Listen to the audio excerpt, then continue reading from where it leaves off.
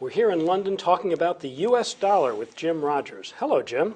Howard, nice to see you. It's good to have you here. Jim, you've been no fan of the U.S. dollar for quite a long time, but right now we've seen the greenback rally very, very well, and it's actually among the best performing asset classes in the world if you consider a currency an asset class. Oh, I do consider currency an asset class. I own currencies. The yen has been even better, and I own the yen as well. Yes, there's a huge forced liquidation of all positions of everything, and as you know, there are gigantic shorts in the U.S. dollar, and they're all being forced to cover. This is not a real rally. The American press says it's because safe haven.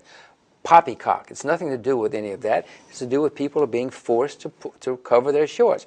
The dollar's going to continue to rally for a while. It's going to be it is and will continue to be a powerful rally. I hope to use this rally to get out of all of my dollars. Okay, well, just to play the devil's advocate here, talking about a safe haven, I mean, isn't the U.S. economy bigger, more flexible than a lot of the other economies in the world, more diversified in some ways? You sound like you're the White House spokesman. I mean, the New York Stock Exchange spokesman. No, of course not. We're the largest debtor nation in the history of the world. We owe the rest of the world trillions of dollars, over $13 trillion. Our foreign debts are increasing at the rate of $1 trillion every 15 months. No, it's not a safe haven.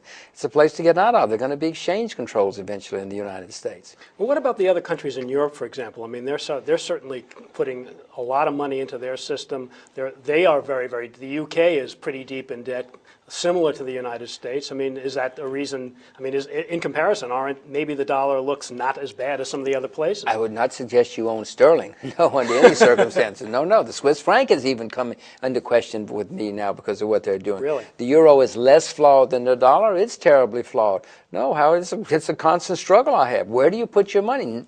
Can you find a sound currency? Right. And it's hard these days. It's hard. The other question is, what we've seen is American investors who piled into overseas investments in, say, 2005 to 2007 have now been withdrawing money at a dramatic rate.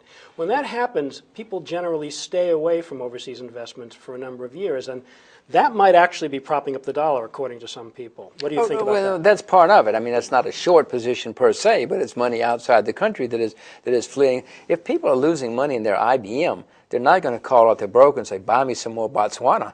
Are you kidding? They don't know where Botswana is. They're going to say, whatever that thing is you bought for me, get me out of it and take the money home. No, of course that's what's happening, part of what's happening. So how long do you expect the dollar to rally, and what will happen after that? Well, I'm the world's worst market timer. I'm the world's worst trader in the world, so I don't have a clue.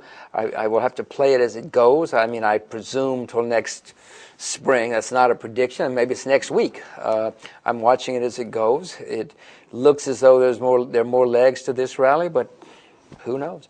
Thank you very much. Thank you. We've been speaking with Jim Rogers on the MoneyShow.com video network.